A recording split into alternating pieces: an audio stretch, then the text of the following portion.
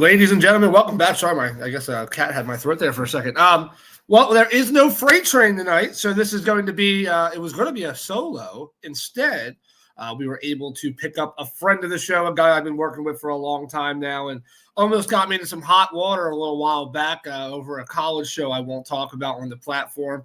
Just kidding. But yeah, well, without further ado, here we're going to bring him on the show here, so I don't have to go by myself tonight. I appreciate this guy big time. He was supposed to go live with his show tonight at about 7 o'clock, I believe, but he was able to kind of make some time for us. So welcome into the show, Mr. Shane Stadtmiller. This is Bubba's field correspondent. How you doing, man? I'm doing great. I have to switch gears from college football and college sports in general to thinking about some pro foosball. Well, I will have a couple of questions in relation to college here for you in a little bit. I know you're really big on that stuff. You probably follow that more than anybody I know. And obviously, I know I've announced on this show and on Bubba's show as well, we do have a mock draft giveaway coming up soon. So I'm gonna get a little bit of a feeler on what you're thinking there. We'll get there in a little while. But the first topic I was talking about today, so it's funny. I've been seeing this all over the place. Everybody's bashing each other for not making the next round of the playoffs and whatever. So it kind of had me thinking, like, who the longest drought was to make the playoffs, right? Now, I'm going to give you a hint. There's only one team in the entire NFL out of 32 teams. Only one team has not seen a playoff game in over a decade. Who do you think that is? If you had to guess, who do you think it is? I'd say the Commanders. Believe it or not, that is not correct. The Commanders, they've only been out of the playoff for 3 years. Oh, that's right. Okay. They were in 3 years ago. So I'll give you one last crack at it. Who else do you think it could be? Oh, my goodness. I'll tell you what. It's AFC. AFC is the longest drought. Before this year, right? Just in general, yeah. Just the last time. I would say the Bengals. Nope. They were in the playoffs. No. The Bengals made their last playoff appearance. Actually, 4 years ago. They were in the AFC Championship in 2022. I can't think of. I'm trying to think. I can't. Yeah. Not the Browns, because the Browns made the playoffs. Yeah, they just did it. So I'll tell you who it is. So the last time this team made the NFL playoffs, they were in the 2010 AFC Championship game. They lose to Brady and the Patriots 13 seasons. Actually, 14 now, the New York Jets. That is the longest drought in the entire NFL to make the playoffs. Jets. Oh, I forgot about that. Which, by the way, is the longest. Which is, by the way, the longest drought in their team's history. So pretty crazy. And what's crazy is the second longest one is actually the Denver Broncos, which I wouldn't have guessed. Their last playoff appearance is Super Bowl 50. Imagine going from the Super Bowl to not making the playoffs again for 8 years straight. That's very rare. I feel like that has to be a one-off. You know what? Since we're on this topic, I want to ask you something. So my last show, I was talking about revenue and how, Ohio State gets $251 million a year. Number 2 is Texas with $239. And then it goes down to most of these competitive programs spend around 120 or get around 120. So the NFL, I thought I'm going to look up the NFL. The NFL, let's look up the Kansas City Chiefs, what they made versus what they spent. So they spent $135 million, same as the Steelers. Okay, then they brought in $495 million. Wow. So with that being said, I'm going to look up the Jets and see exactly how much they spend versus Well, what's crazy though is, and it's a team that shares the same division as them. So I thought this one was actually more impressive, right? Years since a playoff, so seasons since their last playoff win. This team has not won a playoff game in 23 seasons. Their last win was the AFC wildcard game in 2000. They've lost 6 straight playoff games. The Miami Dolphins. They have not won a playoff game since the year 2000. I never would have guessed that. Okay, let's talk about this. So the Jets, we talked about the Chiefs. They won it. They spent $135 million. They made $495 million. Okay, so they grow. they made all over $360 million this year, and they will have a Lombardi Trophy. Okay, Yep. The Jets spent $1 million more at $136 million this year, and they brought in $519 million. That is garbage for being a New York market. Now you talk about the Dolphins; they're around the same, but they spent $160 million and made $530. Wow. Well, I mean, so let me ask you this. So who do you think, and just looking at it this way, the longest playoff drought is obviously the Jets. They haven't been there in a long time, 13 seasons. Longest playoff win drought would be Miami, which is 23 years. Which one of those teams do you think makes the playoffs and wins a playoff game first? They're the same division as well. So obviously Miami. You think Miami wins first? Absolutely. Really? See, are you not a fan of Miami? Like, if you are, okay, just take your Eagles fandom, set it aside, take a step back, and just, if you're like the great Gazoo from, remember Flintstones, the great Gazoo? He kind of watched the Flintstones. So Rich Lutz is now the great Gazoo, and he's watching NFL fans. They have a charismatic, quirky coach that either love or hate, okay? And I think they have a good product, and I think they have a chance of making it a hell of a lot sooner than the Jets. They keep stepping on their crank year in and year out. But see, my thing is, though, and I'm going to live by this, and you know how I am. I've talked about this with you guys on multiple shows. I'm a big defense first guy. That's just how I've always been. I love defense, and defense is still super important when it comes to making big playoff games happen. I have to go Jets. And I mean, and here's the major reason why. Miami has a lot of issues. There's all kinds of issues. The corners weren't as good as they were supposed to be. Their payroll's super high. The wins were super low. It didn't make a lot of sense. I mean, they had all the weapons in the world with Mostert and all them guys. I mean, there was just a lot of stuff there. What bothers me is, though, with the Jets, phenomenal defense. Offensive line is pretty much there. They're getting all the weapons in the key spots. They have great running game with two running backs. If they bring back Dalvin Cook, they got really three guys. Wide receivers are young. Garrett Wilson, them guys, great wide receivers, great tight ends. If Rodgers stays healthy, it's not far-fetched to say that the Jets could beat up on the Miami Dolphins right now. Tua can't play in the cold. He just can't do it. He proved it again in the playoffs. He cannot win a playoff game when it drops below like 75 degrees. And that goes back to his college days, back when he was in places like Bama, things like that. All those games are hot all year. Even in January, Bama's in the 80s usually. So what worries me is the playoffs. It's going to be cold, man. You're going to travel. You're going to play these teams like New England. You're going to play – obviously, if you're in the AFC, you have it a little bit better because I feel like it's a lot colder. It's a lot colder. I don't know. I think the NFC has the colder places for the most part, but I guess it's 50-50. But I don't know. That's tough, man. That's tough. I mean, depending on if you're playing Buffalo. Yeah.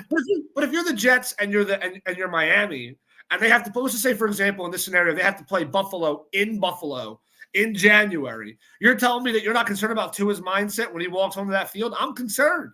Rodgers played in the cold for a long time. He's ready to play. Right. He only has Aaron Rodgers coming back puts that, but okay, I agree. I will agree with you. Okay. But I'm going to make a caveat. The only way I agree there's a window, and that window is like a year and a half, 2 years.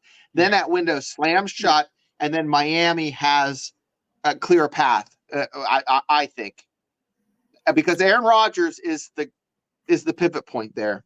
Well, and Patton, just to comment on Patton real fast. So the problem is, Patton, a lot of these teams now are biting on these big prospects really early in the draft, and they're giving up a ton of picks. I mean, look at Carolina right now. Carolina had the worst record in the NFL. They went all in for Bryce Young last year. Now, you would think, they're going to have the number one overall pick. They're going to have to get better. Now, for example, if you don't give up as much, you have Bryce Young. Maybe you settle for C.J. Stroud, who's better, who I said was going to be better. And now you got maybe Marvin Harrison to go with him. However, you gave up all of your draft capital thinking that Bryce Young was going to be – and I never liked Bryce Young, to be fully honest. But you gave up all your draft capital thinking that this is going to be the guy. That's the problem with the modern-day NFL is they're willing to give up trade packages of 6, 7 picks. I mean, that's what they're willing to do now to get those guys. I mean, there's rumors that Washington or some other teams might try to go to number 1 and give Chicago a crazy trade package because obviously Caleb Williams apparently made it really well known he does not want to play in Chicago. So I can't wait to see if that does happen, what somebody has to give up to get that number one spot. It's going to be expensive. So that's why you're not seeing as much growth from the bad teams. And not only that, but like Shane was hitting on earlier with revenue and things like that, they're small market franchises, man. I mean, not a lot of guys want to play there. So even if you do get a guy high in the draft, you're not great right away. Well, he's going to get offered more money in San Francisco or Philadelphia or Pittsburgh than he will in, let's say, like it's kind of like basketball. Like Utah's a dead market. It's just hard to find guys. So I think that's what my biggest concern is when it comes to that question is people are just willing to give up way too much to move up, and then it comes back to bite them in the ass. And you can use Herschel Walker as an example, the most famous trade of all time. Minnesota gave up basically Michael Irvin and Aikman and them guys. And then again, you talk about last year, Bryce Young. I mean, Carolina sold the house and the kitchen sink to get him and have the worst record in football. So, I'm going to ask you, based off of what you're saying, I'm going to ask you if there's a correlation here. Okay. The lowest expenditure of any team is the Browns at $90 million. All the other teams are like 130, 114. Yep. The Cincinnati is at 89, and the Browns are at 90. It seems like they don't want to spend any money in Ohio other than Ohio State on football. Yeah. Well, like you said, Ohio State brought in more revenue than what these guys are willing to put out. I mean, it's pretty crazy to compare. Right. So, and most of these teams from, the lowest being Detroit bringing in 452. Yeah. And I'm sure they're going to bring in more money this year because of their playoff run. And then you go up to like 30%. Yeah, go up about 30%. Yeah, and then you go to like the Eagles and Raiders. The Eagles are like at the 547 million. And then the Raiders bump up to like 460, Houston Texans 570. Yeah. But most of these guys are under 60 million. The only four teams above 60 million are the Rams at 628, the Patriots at 651, and the Cowboys at 1.1 billion. Yeah. But caveat, the Cowboys spend 466 million. Everyone else spends around 150 million ballpark. I don't think it's necessary. And I was talking about this with Freight Train before, actually, off camera. One of the things I told him, because he said the same thing, he's from Cleveland. He's from Ohio. I don't know what part of Ohio he's in, but he's in Ohio. And one of the things that we discussed was the same thing, like why are they not paying guys? But here's the thing. They haven't had to. I mean, think about the makeup of those teams, right? So let's talk about Cleveland for a second. Nick Chubb was on a rookie contract for a long time. They managed to get a really good deal on him even after. Quarterback, they brought in Flacco off the couch, right? They have a rookie in Dorian Thompson.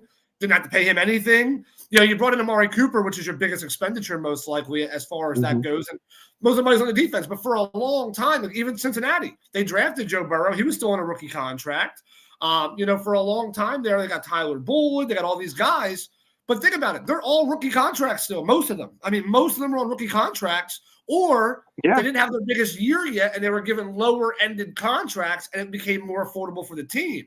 And you'll also notice with both of those teams, there's obvious holes there. I mean, for example, for Cincinnati, the offensive line's been the biggest question mark, hence Joe Burrow's injury yet again. And then for Cleveland, it's just been the quarterback position has been their biggest problem. They paid out for Deshaun Watson, but that's about it. But yeah, I would just say they haven't had to just because those two teams, like you talked about, you were guessing them for droughts. They were your first two guesses when it came to a playoff. Right, that's why I went to. And the reason why you guessed it is it feels like every year they're picking top 10 every single year. But that's why they're so good now is rather than having to hit free agency like Dallas does or like New England was doing, they're able to just draft in the talent. Just like how I always said Golden State Warriors were in basketball. They were so good. They drafted Steph. They drafted Clay. It's more profitable to lose a couple years and then draft than to go in the free agent market. The Bills and Cleveland are two of them, other than the Cowboys is the outlier because they spend a lot and they make a lot. But the Bills and the Browns, they spend around 80-90 million and they make 470. So I mean, they have a higher. They're making more money. They're more profitable. But does it translate to product?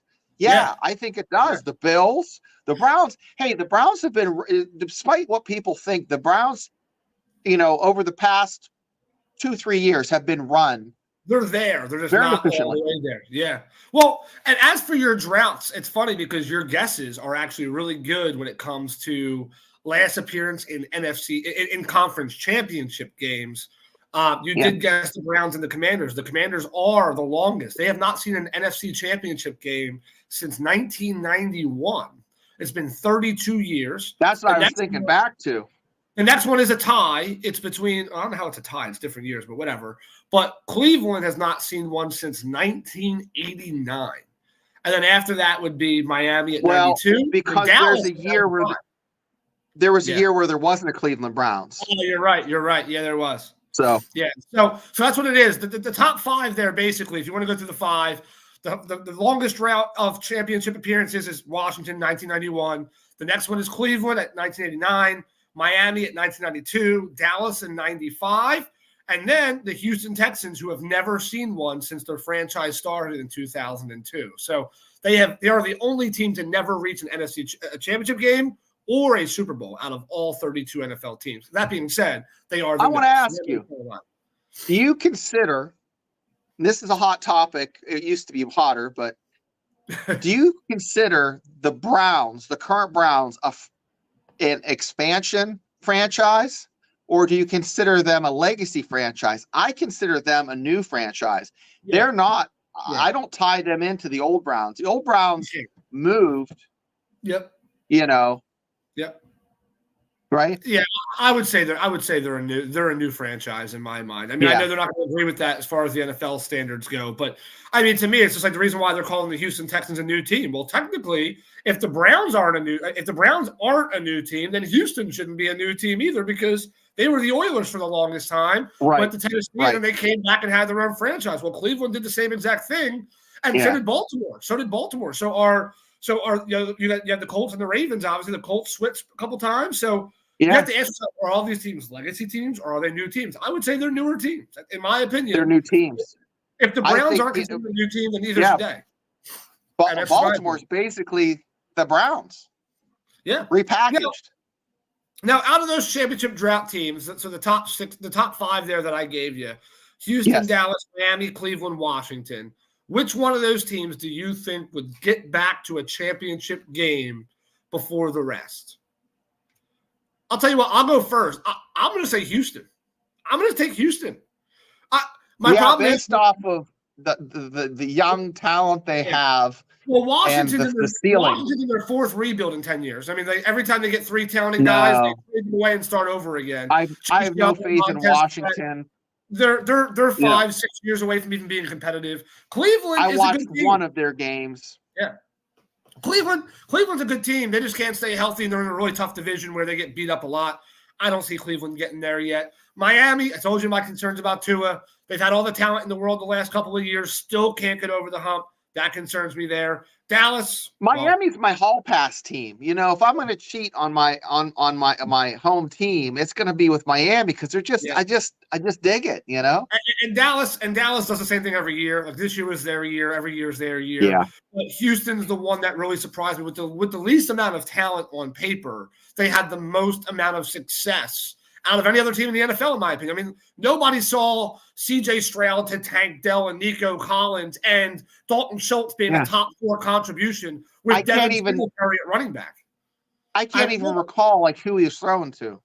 Yeah, Jacob Miller, thanks for tuning in, man. Appreciate you. Texans, if they don't muck up in the committee, exactly. I mean, they're not far away. I mean, they have pieces everywhere. They're a young team. They're hyped. They have a great coach with D'Amico Ryans, who I thought got robbed from Coach of the Year, by the way. I thought he got absolutely robbed. And I'm not a fan of either team, but D'Amico Ryans was an Eagle for a little bit. But not only that, look at what he did. He took a team that everybody thought was a joke. We thought they were garbage. We picked them to be garbage last year. It was consensus among all 8 of us. For any of you that watched Bubba's show, the Triple B Experience, obviously we did the football podcast every Wednesday. We did a pick'em, and every week Bubba's taking Houston. We're like, we're not taking Houston. Houston? Did you really just say Houston? Every week we're like, holy crap! Houston won again. What the hell is going on? That kept Bubba in the mix and picking Houston because he was picking the Steelers every week to win. Oh, and that Houston pick, that in those couple Bears games, that kept him in the mix for the for the season. Well, yeah. And we'll move on from this quickly here. We got a couple other topics to hit on here. Obviously, we're trying to aim for an hour. And guys, feel free to comment. Give us your thoughts on this too. I mean, obviously, Jacob chimed in there, and I fully agree with you, Jacob. I think Houston's going to be the first one to do it.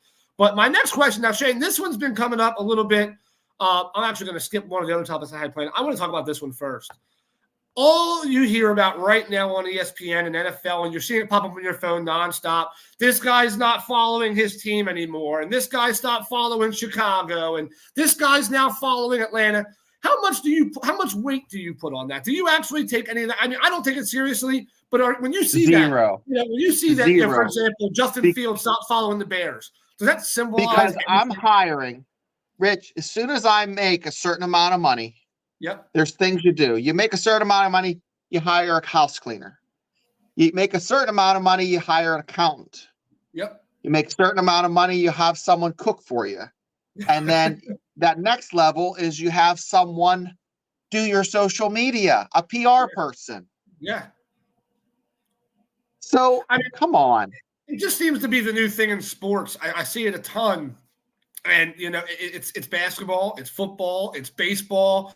I mean, you see things on tennis now with sponsorships like, oh, Tiger Woods is no longer being followed by Nike. And I'm like, guys, since when did social media predict the future? I mean, like A.J. Brown stopped following the Eagles. Fields stopped following Chicago. Justin Jefferson stopped following Minnesota. I don't care about any of that until I see the trade alert pop up on my screen saying trade's been made official. Otherwise, I think we buy way too much into the social media platforming. Half of these guys do it on purpose because it builds their brand. Now you're going to check their Twitter every single day. You're going to watch their videos on YouTube every day if they make one. If they have a podcast, you're tuning in every time their name pops up. It makes them money to have you thinking they're going somewhere. And listen, the ESPN loves it too because it gives them something to talk about because they're bored all year long. ESPN has hit the skids. Yeah. They are a shell of what they were. Yeah. I want to ask you something. I have one thing on my ask Rich this question. Your opinion. We'll start with the NFL All-Star games. It's all the talk this past week. I think I haven't watched them in 15 years. I haven't watched them in a while. I haven't watched them since.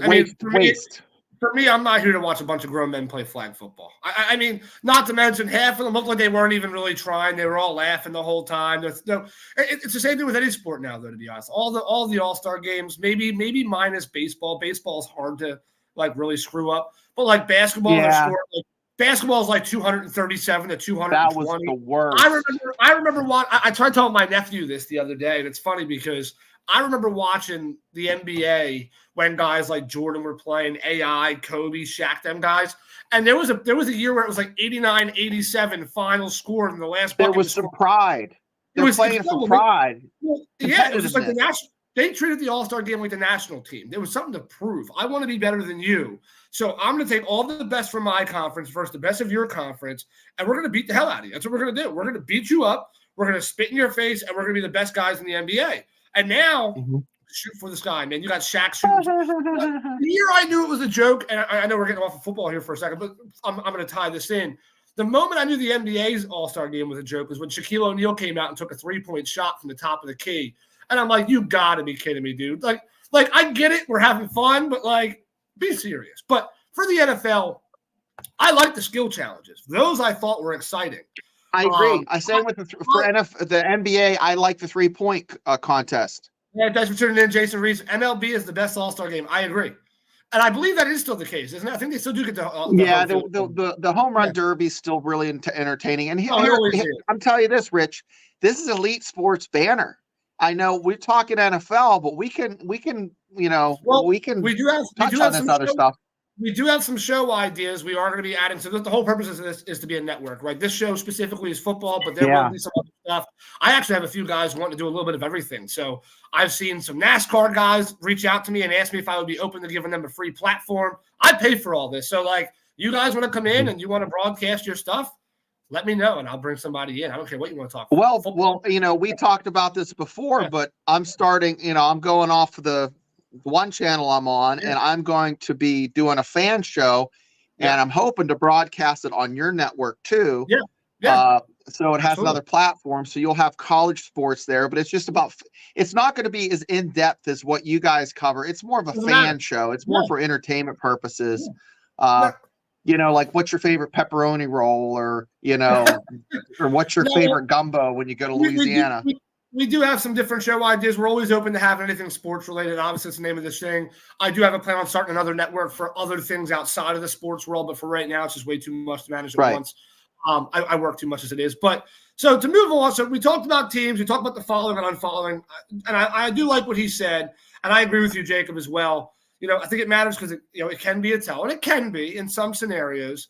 Now, I think it is a lower end thing, but I think social media being the mainstay, it has to matter, but it can feel like Fields want to take a break. I mean, it can be. It can be 100% because everybody's rumors have been he's going to get traded all year. He's probably getting DM'd constantly. He's like, you know what? Shut it down. I don't want to see it. Who knows? It used to be a bigger deal when social media was newer because that's when we first started seeing people actually leaving right after. But the last 10 guys to do it are still where they were. So I don't know. I'm 50-50. But Hey, Rich. Yeah. Now, before we kick this thing to the curb, there's one thing I wanted to ask you about. There used to be in the late 70s, 80s, and even the 90s, they had sports competitions where elite athletes would compete in track and field and strength competitions. I would love for that to be coming back.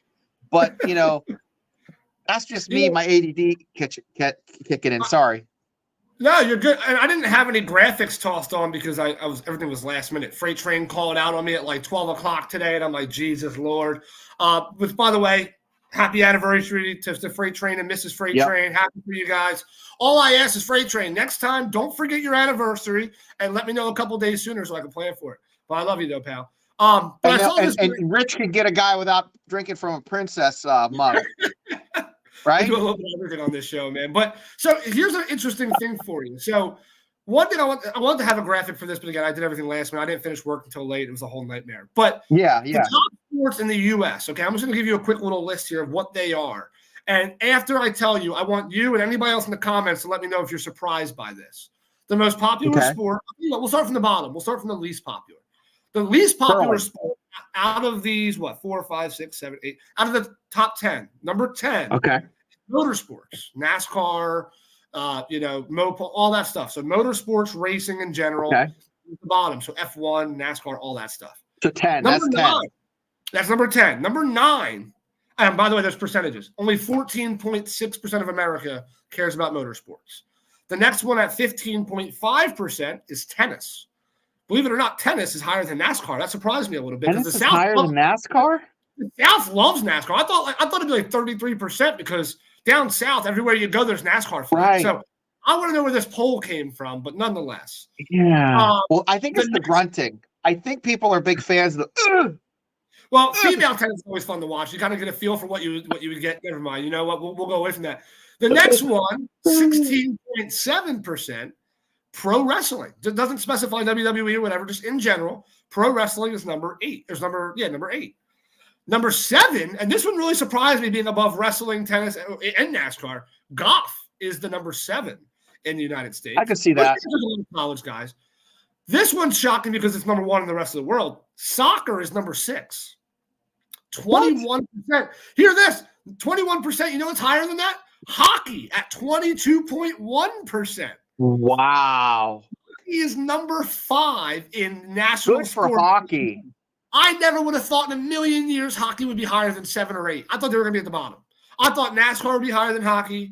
I thought soccer would be higher than hockey. I thought golf would be higher than hockey. Maybe the only 2 I would understand would maybe be wrestling because it's a little bit more of a niche for a lot of people. And I thought maybe tennis might fall below it. But, yeah, they are number 5. Number 4, and this is the last small one. After this, it all goes to big numbers. Boxing at 23.4%. So people like boxing a lot more than wrestling. Yeah. All right, now let's see if you can guess the top 3. I'm sure you can now that we've narrowed it all the way down. What do you think the top 3 are? I think basketball is 3. Okay, who do you got for 2? I would say college football. Number 1 is NFL. Well, they're not separated. College and football are mixed. Okay, then I would say baseball is number 3, basketball is number 2, and number 1 is football. Number 3 is baseball at 50.5%. Number Okay. 2 is basketball at 56.6%. And football at 74.5%. So basically, Wow. 75% of America, and this is from the sporting.blog survey. So they went around and asked all these other people, whatever. Almost 75% of America watches football. It doesn't specify college or NFL. I'm assuming it's a mix. But either way, 75% of America watches football. But it was 43% before Taylor Swift. Probably, yeah. Hey, thanks for tuning in, Scotty Scott. I made that up, guys. For anybody who ever likes to watch Call of Duty streamers, Scott Devaney is great. He's a landscaper, has his own business, but he's also a really big COD streamer. Make sure you guys check him out. He is awesome, hilarious content. You got to see him when he becomes grandma. It's something like Shane does. He has like little disguises that he does and makes all kinds of crazy voices. Thanks for tuning in, Scott. Much appreciated, bud. He said, I prefer winter sports over any major league. I know you do. He was always a big snowboarder kind of guy and all that stuff back in the day. So good for you, man. Yeah, he's a good dude. So if you guys ever want to follow a streamer on COD who's a small build-up and trying to get bigger and bigger, check him out. He's a really cool dude. And he's very, very active with his comment section as he's playing. I've probably gotten him killed a few times. But moving on, so this topic here, so this is kind of just building off of everything else. Been a lot of trade rumors. I'm sure you've probably heard some of them. And it's funny because Pittsburgh's been tied to every quarterback in the NFL, I think. Is Jimmy G going to Pittsburgh? Is Michael Vick coming back to Pittsburgh? Is Ben going to come out of retirement for Pittsburgh? Will Rodgers get traded? Have you seen that? It's been I was busting Bubba's chops the other day. And I got heat. I commented on Bubba's Facebook. And someone just heat round straight at me. I'm like, Kirk Cousins would be better, laugh out loud. So it was tongue in cheek. Yeah. But you know what? He probably would be better than some of the names that are thrown out there. Yeah. Someone just shit all over me. Well, it's funny because, and I made the comment on Bubba's post because he put up there, I think it was the Justin Fields rumor that, Justin Fields to Pittsburgh. And I comment and I was like, as far as the media is concerned, every quarterback in the NFL is all going to play for Pittsburgh next year. You're going to have 2 quarterbacks per game, and that's how it's going to be all year because at this point, everybody's rumoring to have Pittsburgh. But so obviously, I'm not sure if you've heard some of them on your own. There's Daron Payne, defense tackle from Washington. Justin Fields has ties to Atlanta, also has ties to Pittsburgh. Jimmy G has ties to Pittsburgh. Some say he might go back to New England. Devontae Adams, there's rumors about him leaving. I forget where he was supposed to go. There was a certain team. I can't remember who it was. But there's been a lot of trade ideas out there. Who do you think would be the most realistic, or even ones I did not mention? Who do you think would be the most realistic trade rumor that you've heard or maybe think of that would make sense? What I've heard is Pittsburgh. Yeah, I don't think Pittsburgh's going to pull the quarterback in. I don't think that's going to happen. Honestly. So I don't know what to think. Justin Fields, I would say to Atlanta is probably the most likely. That's what I was thinking. I mean, for me, I'm looking right now to see what draft pick Atlanta has. I'm just trying to double check. I mean, I don't think they're drafting high enough to take a guy who's unproven. I mean, now that being said, I think there are guys in this draft. I think there's 5 guys that are better than Justin Fields in the draft. I'm not a big fan of Caleb, just for the record. I've never been a big fan of all the big name ones. I've been right so far most of the time. But I will say, I'm looking here. So this year, Falcons set to pick 8th for 3rd consecutive draft. So they're picking top 10 every time towards the bottom. But I don't know, man. So this is where I kind of want you to come in because I know you're big on college. You know a lot of these quarterbacks. Well, here's the thing. Who do you think? Who do you think available at 8? So we know Caleb's probably not going to be there at 8. We know he's not. Outside of him, I mean, who do you think would be a good fit? Who would still be there? Because granted, 4 of the top 5 teams are all kind of quarterback needy right now. So there's going to be a lot of quarterbacks coming off the board. Jaden Daniels has been rumored to leave early. The one guy out of North Carolina, Drake May, is supposed to be leaving really early. Some argue he might end up surpassing Caleb Williams and go first as quarterback. But who do you think would make sense for Atlanta in the draft? I don't think Drake May is. I don't think he is. He's not once in a generation quarterback. He's not that kind of play. Right. He's not going to be that for. So Like at 8, I have a cornerback from Iowa, Cooper Jawan. And, and then Penn State has a tackle at 9, that will probably be picked up. The 10th player, I think, is a defensive lineman. Yep. I think Jaden Daniels is the first quarterback selected, my opinion. Really? Wow. Yeah. You think he's going over Drake May? You think he's going over Drake May? You think he's going over Caleb Williams? Yeah, they have Drake May number 3, and they have Caleb Williams at number 1. I think Drake May will go after. Now, this is my opinion. I don't understand how they have Drake May at 3. He did really good in the Senior Bowl. Now, Caleb Williams at USC is a prototypical NFL quarterback, and he's going to get picked up. But if I were picking and I was an NFL exec, I would take Marvin Harrison Jr. from Ohio State over a quarterback. Well, I'm saying for Atlanta in this scenario, though. So Atlanta's pick 8. Marvin Harrison's definitely gone in top 5. I mean, no matter where he goes, he'll go in top 5, maybe 6, but no matter what, he won't be there at 8. Plus, for Atlanta, they're already having a problem getting the ball to their playmakers. I mean, it wouldn't make a lot of sense. So, like, for Atlanta, Drake May, they could take Drake May, but I mean, would you want to waste that pick? Yeah. Or would you take Drake May, or would you take a tackle from Penn State, or a defensive lineman from Illinois? Because in the second round, you're still going to have, some good quarterbacks here. I'm trying to find one. Like Bo Nix is going to go in the second round. Penix is going to go in the second round. Can I say though, I'm not a fan of Penix, especially in the college football playoff. He showed me exactly what I thought he was going to show me, which was he struggles in those types of games. Like, he is terrible under pressure, terrible pocket presence. I mean, he seems lost. Like, if you watch that college football playoff game, he was off. I think he got smacked pretty good. I don't know. He's usually the games I've watched. Hey, Robbie, I agree. I think Caleb's going to be a bust as well. So will Bryce Young over the long run. Yeah, Caleb is a bust. I think Penix is very accurate, but I don't know. I don't think it's going to – he's just your typical really good college quarterback that's going to translate into 3 years and out. He's going to be competing for a backup job. I'm having a hard time picking my favorite quarterback in this class. Like last year, my favorite was C.J. Stroud. I hate Ohio State, but I did say I thought he had better mechanics than Bryce Young did. Now, I thought he was more NFL ready to begin with. But this year's hard. There's a lot. Let's be honest. There's a lot of quarterbacks in this draft. A ton of them. There's a lot of quarterbacks. Well, what's so crazy about this year is every single one of them at some point was like a marquee college quarterback. Like Spencer Rattler's coming out. At one point 3 years ago, we all thought he was going to be the number 1 pick when he came out. Caleb Williams was guaranteed number 1.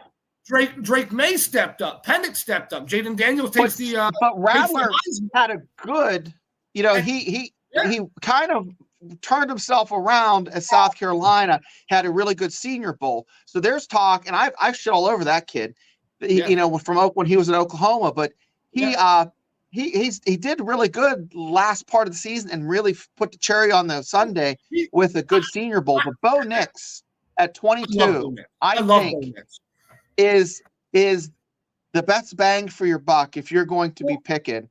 Well, when you guys were knocking Oregon out of the top 4, if you remember, we were doing the college football breakdown. We were still doing the college show. I was like, Oregon. I was all on the Oregon train because I love that Bo Nix kid, man. There's something about his intangibles that you can't teach. Love. He's a dual threat. He's a dual threat. He's so smart. He's smart. You listen to his press conferences and his interviews. He seems very he's really 22. I mean, no, it was legit against. He's talking about the Penix Jr. in the college football. I agree. It was a good defense. Yeah, but it was tough. But when you get to the NFL, you're playing defenses that are better than that defense week in and week out. But I do feel you. Jacob is not a fan of Bo, and he is not the best dual threat quarterback in this draft, he says. And then Robbie says Jaden Daniels. Who is? Jaden Daniels. Yeah, Jaden Daniels from LSU is good. Yeah. Well, Jacob, let us know who you think the best dual threat is. You're saying that it's not. I think Jaden's better. But, I mean, I think Jaden better. But Jaden's at 11, guys. Yeah. He is way up there.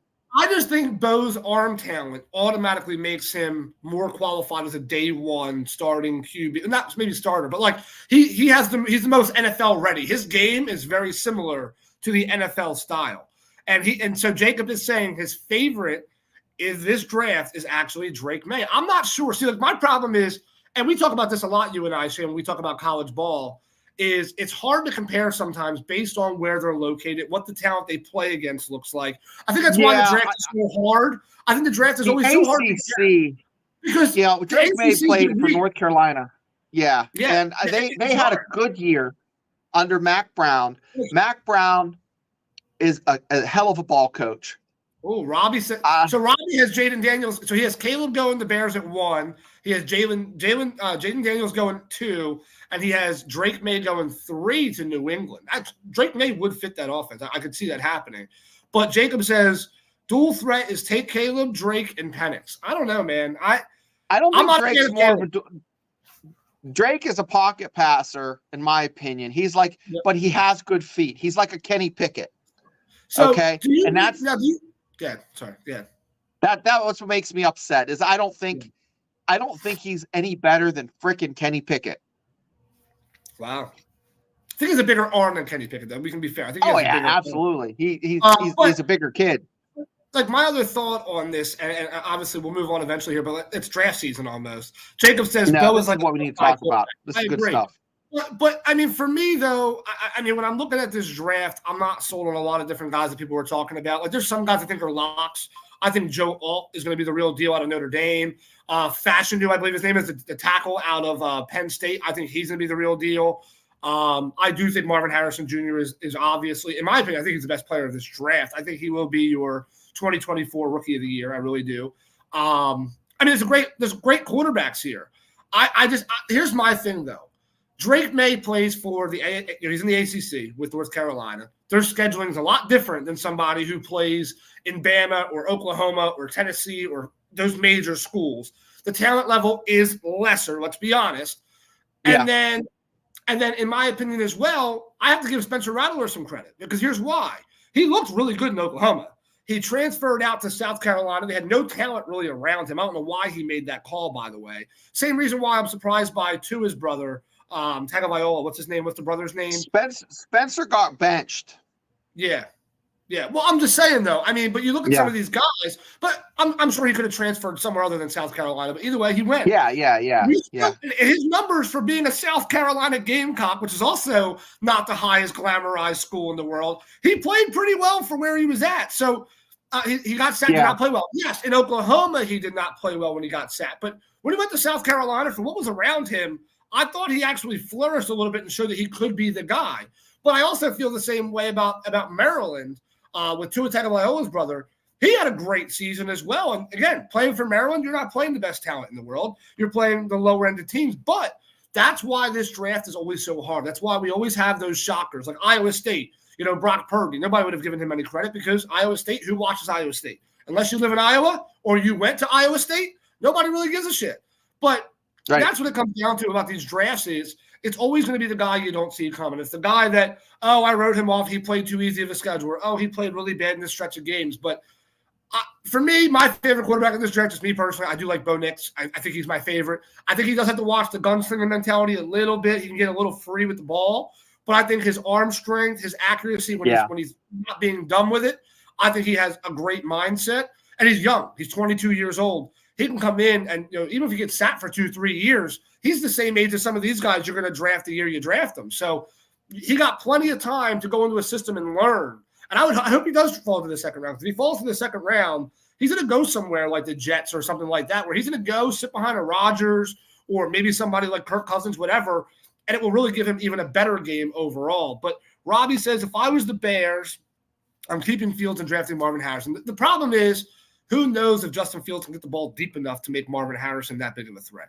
I'm sorry. I always question his strength. That's why, for me, Pittsburgh, taking Justin Fields makes no sense. Like, he's more mobile than Kenny Pickett, but you're not getting more out of the passing game than what you have with Kenny Pickett. You're getting just about the same. It's not a big step up. Inconsistent, inaccurate, not the best. But so then, obviously, guys, want to make sure I make a reminder really quick. We do have the mock draft giveaway. So whatever you guys want to use, PFF, whatever you want, do the entire first round, all 32 picks. We're not counting trades. But if you do trades and you get them right, I'll count it. I'm just saying that you don't have to do trades in these. But the person with the most correct at the end, I'm going to give you guys a link on the main page. So follow NFL Elite Banter on Facebook. I will have a link for you guys to send those through. So take a screenshot, whatever you want, submit them. I will have to go through every single one of them one by one. And we will be giving out anywhere between a $25 and a $50 gift card. It all depends on what Freight Train is willing to match here. So we do have a gift card, and it's for something where everybody already does anyway. You guys do it for fun, for free. Well, send in your mock draft, and we will go from there, and we'll announce it on the show. But so that being said, so with you, I know you're a big college guy. So yeah, I have to mention this kid because he has the coolest name in college football. Don't say Kool-Aid McKinstry. I thought you were talking about that kid that just got accepted into the what was it? Not Idaho, Colorado, was it? The KNIGGA last name. Yeah. That's a mess up. That's not how people are pronouncing that though. So that's gonna be really interesting to hear on ESPN when we're watching the games. But who is it? So who's your guy? Kool-Aid McKinstry. I do like that spelled name. like Kool-Aid. Yeah, that's a great name. No, is that his real first name though, or is that a nickname? I don't know. It doesn't. I mean, I'll tell you what. That's fantastic. I feel like there's no way in hell. I feel like there's no way in hell they bought into the stereotype that hard. It's like that Keenan Peele. It's like that Keenan Peele. Skit. His real name is pretty crazy too, but it is not Kool-Aid. Kool-Aid is a nickname. His real name is Quincy Kool-Aid McKinstry. So his first name is still like a Keenan and Peele skit. It's G-A with the little apostrophe there, and then it's Q-U-I-N-C-Y, and then it's McKinstry. But either way, whether he goes by JaQuincy or Kool-Aid, it's a pretty badass name, honestly. It sounds like a badass name. That's something I would have made a creative player on Madden when I was younger, when I was like trying to come up with random names. Yeah. He said, yes, it is a nickname. You got to give Fields an offensive coordinator, head coach. He would excel. Well, hey, Arthur Smith went to Pittsburgh as an offensive coordinator, so I don't think I don't know. Yeah, I've seen three. I'm surprised since, in the past 5 years, you see more edge rushers in the first round than you ever have. I see three just from looking today. Yeah. Utah has one, Penn State has one name. He has a great name. What Chop Robinson? Utah has a kid. You know who my favorite under the radar player is? He's expected to go in the third round right now. And I'm an Eagles fan, so part of it's biased, but I did watch this guy play. I told you about it. We were talking about it way back. Out of Clemson, Jeremiah Trotter Jr., the best. They're calling him the number one linebacker prospect in the draft. Did you watch him play? He's small like his dad was, but he's jacked. Dude, that kid he comes off the edge. He plays great in coverage. Very, very smart. They use him for all the quarterback spy type stuff, which, by the way, has immense value when you get to the NFL. If you can play a good QB spy and still not get beat out by the runner by tight ends, you got to roll. And his dad was also a late round pick as well with Jeremiah Trotter. That kid's going to be a steal. He's going to be a steal wherever he goes. Out of Clemson. And he's undersized. I think he's like 6 foot, 6'1" at a linebacker spot. I want to play. I want to say he plays outside linebacker. I could be wrong, but the kid looks like the real deal. And I really hope Philadelphia tries to bring up with that legacy kind of thing, what you guys did with Joey Porter Jr. I really hope Philadelphia finds some way to snag him because I think he's going to be the real deal. And Jacob I have a kid that's off the radar that didn't get invited to the combine. He is from Minnesota, played 1 year at West Virginia. I'm going to have to look up his stats, but I know in the bowl game he had special teams touchdown, and they had an interception for a touchdown. Right. And Beanie Bishop. What a great defensive back. Boy, he would be a steal. Very athletic. Well, Jacob, I think it's been that way for a while. I think the problem is, I think the thing is now, though, I think they just get drafted higher than they used to. Like, for example, there was always good edge rushers. I mean, J.J. Watt, who was also a high round pick, don't get me wrong. But, there's been guys for a long time that have been getting drafted. Like Jared Allen was a low draft pick when he played for Minnesota. Jared Allen was the real deal. Mario Williams out of Houston, he was a big deal. He was also a number one overall pick or number two. But, I mean, I think they've always been the money. I think it's just just now we're starting to realize, okay, we can grab them guys number one, especially now that we kick running backs out of the first round almost. Mhm. I mean, unless you are like the most explosive player in the world, you're not getting drafted in the first round as a running back anymore, just because the NFL has learned the hard way with guys like Reggie Bush and what's his name? I can't remember what's the one guy, Kabija Ajamilla, whatever, came out of Penn State, the running back in the day. He lasted one season, was gone. Running backs just don't stack up well after the first couple of seasons. And then let's see here. So real fast, I do want to give a shout out, and then we'll get on to our last topic of the evening. I do want to give a shout out to my father-in-law's shop here, AJB Sports Shop. Oh yeah, I saw pictures. You guys can find them on Facebook as AJB Sports Shop and Collectibles. You will find them on there.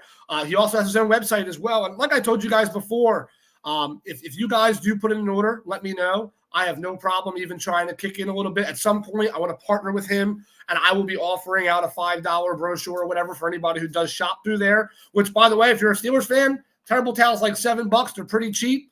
So we will have some kind of a partnership in the future where if you spend X amount of dollars, maybe I'll kick in a few bucks, give you a little bit of a rebate. But it is for a great cause. He's been doing this for fun for the last 5 years now.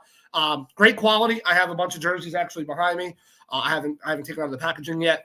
And some great memorabilia overall. So if you guys check it out for yourselves, you'll see the pricing for yourselves. And he's constantly open to ordering stuff. So if you guys ever see something like, hey, he has great mugs, I love those mugs, and get them in Minnesota, well, reach out to me, let me know. I'll reach out to Pop Dukes there, and I'll see what he has available. So AJB Sports Shop, don't be shy. Tune in, check them out, and don't forget to put an order in. But yeah, man. So final thoughts here. So for you here, Shane. So obviously we hit a lot on the draft because you came on. You're a big college guy, and we're getting to that part of the offseason where free agency, trades, and draft are the biggest topics of conversation. Heading into training camp, getting ready for the next season to start.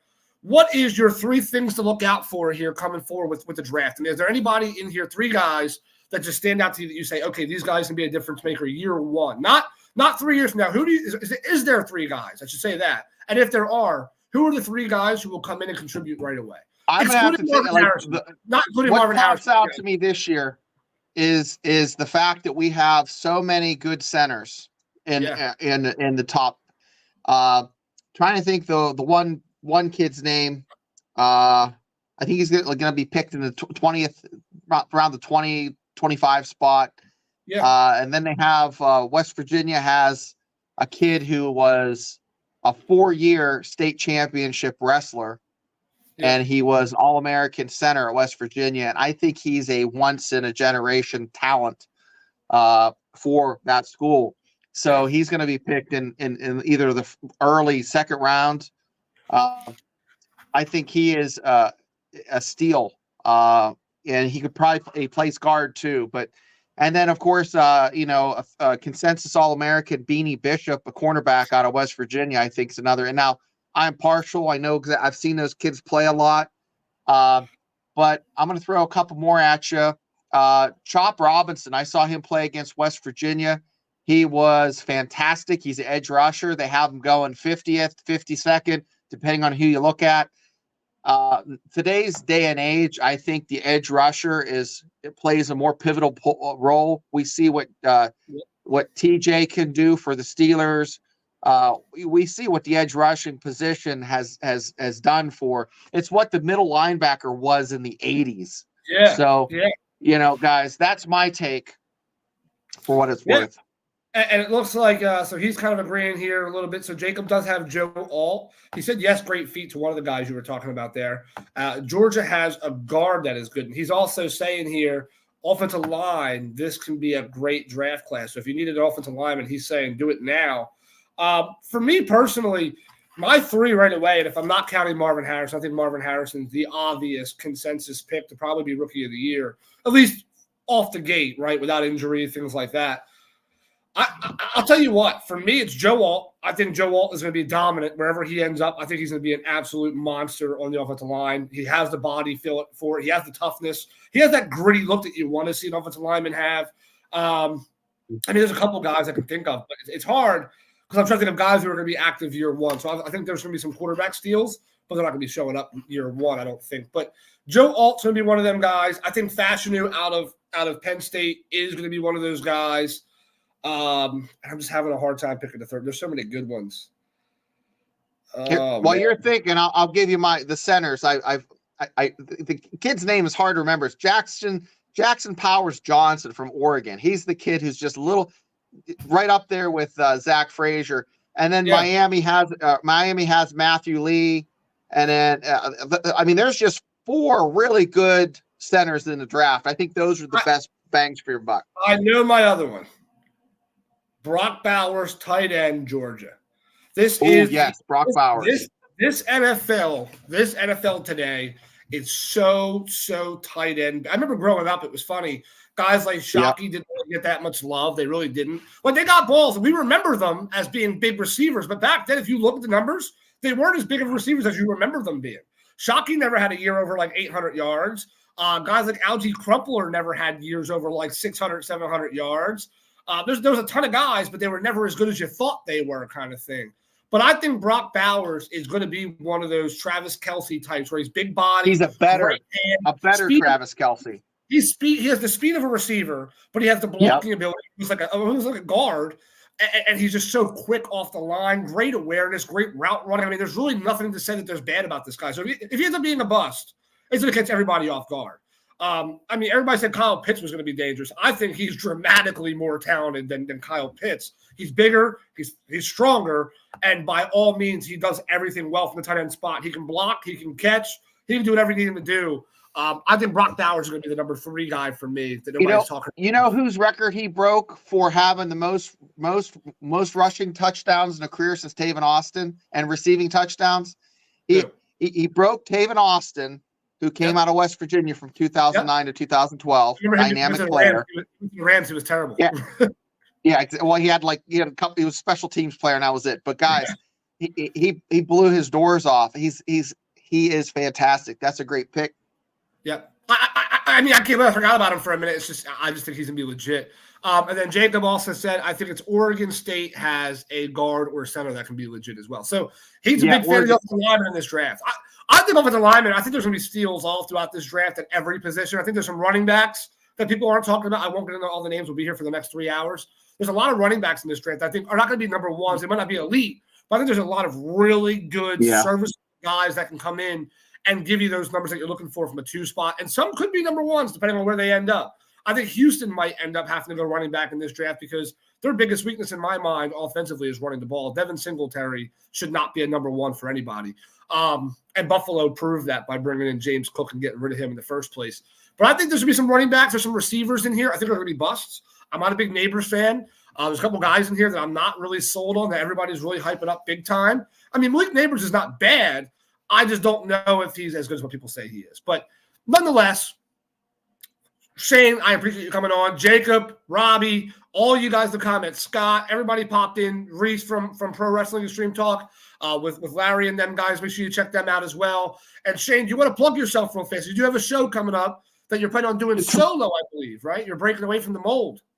Yeah, I'm going to do a fan to fan. It's called Fan to Fan. And it's just talk about whatever, college sports I happen to watch that week. It could be, Army versus Air Force. It could be West Virginia Pitt. It could be Florida State and Miami. But we'll talk about that. We'll talk about conference realignment. We'll talk about tailgating, just random nonsensical stuff. But it's just going to be just for shits and grins.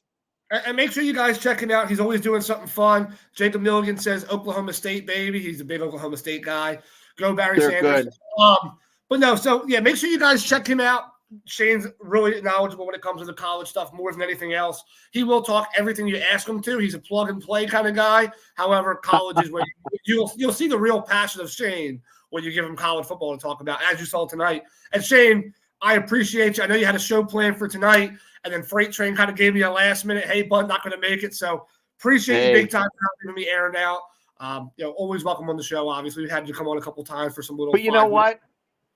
I'm not a super sweaty NFL guy, but I do love watching it. So you get a different perspective from me as like a fan. So, well, you're welcome back anytime. Anybody in the comment section that was here tonight, I appreciate you guys. You guys are the reason why I want to do this, and hopefully you guys can invite some friends of yours on. Listen, we're all here to talk football, whether it's talking some trash, we can all agree, we can argue, whatever you want to do. And listen, don't hesitate to reach out if you want to come on the show, talk about your team, whether it's your NFL team or whatever you want to do, come on. Let's have a good time. Let's talk some football. Everybody's welcome, man. With that being said, everybody have a great night. It has been a pleasure to have you guys. Enjoy, and we will